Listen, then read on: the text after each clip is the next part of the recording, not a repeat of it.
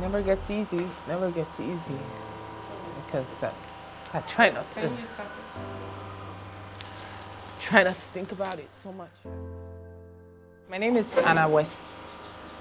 I'm a legal practitioner based in Port Harcourt.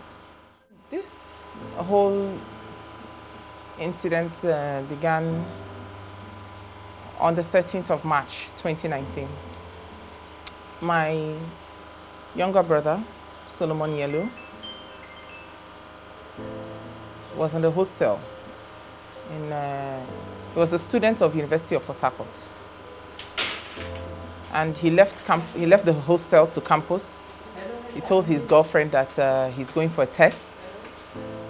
He was seen on campus and he didn't return.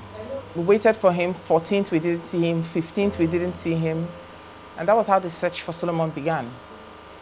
By 17th morning, it was a Monday morning, no, 18th of March 2019, we started going to police stations. I personally went to SARS. I went there twice in search of my younger brother. And we were told that he was never arrested. They had never seen him. They opened their books, their records, and his name was not there. We were in search for Solomon for about 7 to 8 weeks until we got a tip-off, still from his girlfriend. She went to Port Harcourt prisons, and when she went there in search for him, somebody came out and told her that, look, the person you're searching for has been killed by SARS. My elder brother, went to UPTH mortuary the next day. That was 26th of April 2019, and we found his name in the register. He was there. Deposited in the mortuary on the 14th of March by a SARS officer named Samuel Sunday.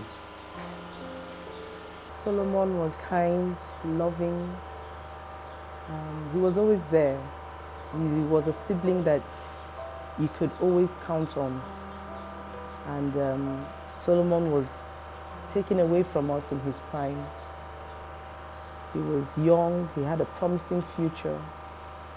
And till this hour, as I sit, it's still something that I can't really believe that he's gone.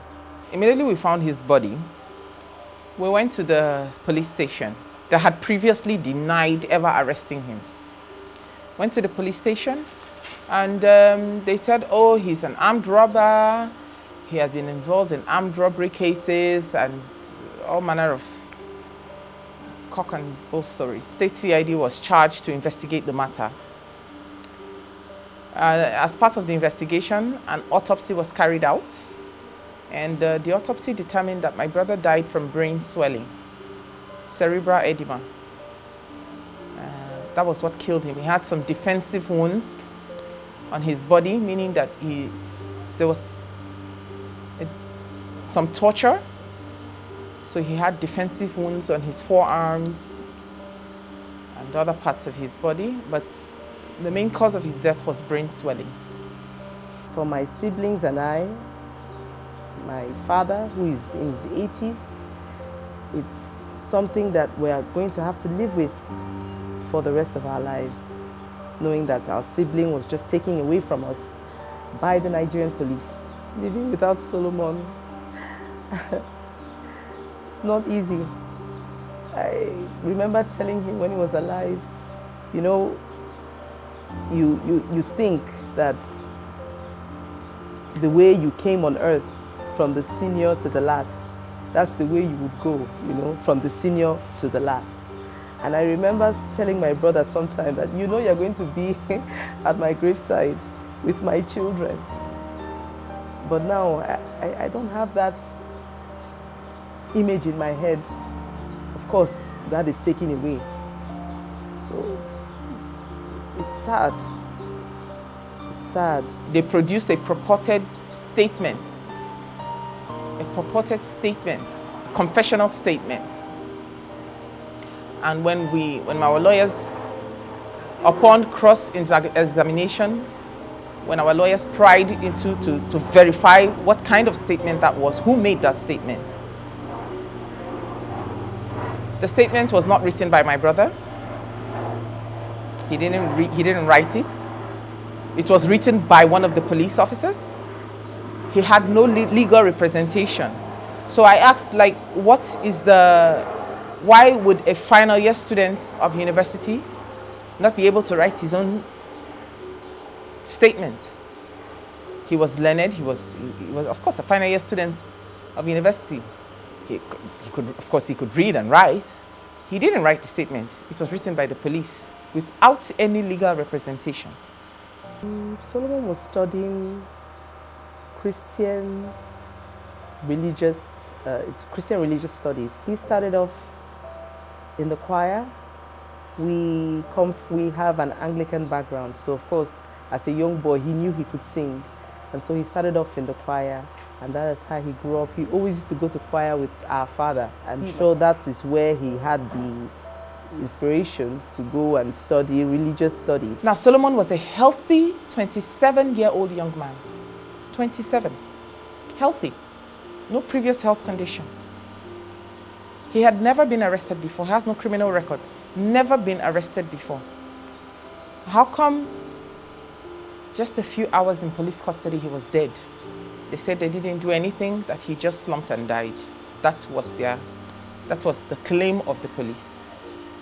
But science, thank God for the objectivity of science, the autopsy report said my brother died from brain swelling. Something happened to him that caused a perfectly healthy young man. The brain of a healthy individual doesn't just begin to swell without anything. The officers who are serving police officers of the Nigerian police, they are still serving officers. These are men who were in police custody because they were arrested. The current commissioner of police, he released them on bail to their administrative officer. They could not produce the men who were involved in my brother's death. Right now, my perspective towards the Nigerian police, I must say, if there's like a scale, it's like on a level of 2 or 0 right now, because whenever I pass by and I see a policeman, the first thing that comes to my mind is the death of my brother and how it was the way it was handled and the way it's going, you know. It's not something that, I mean, the Nigerian police, we all know they need a reform, you know, so it's not pretty when I see them and they talk, and my interactions with them is not always good. It has throughout 2019, I personally suffered from depression. Yeah, because my brother is not somebody we ever thought we were going to, we never envisioned that this would happen. It was never, excuse me, it was never a thought that I will have to bury my younger brother, or that, I mean, just think about it. That you just wake up one morning and you are told that your loved one was tortured to death. You know, was tortured and was killed, and his body was deposited in a mortuary.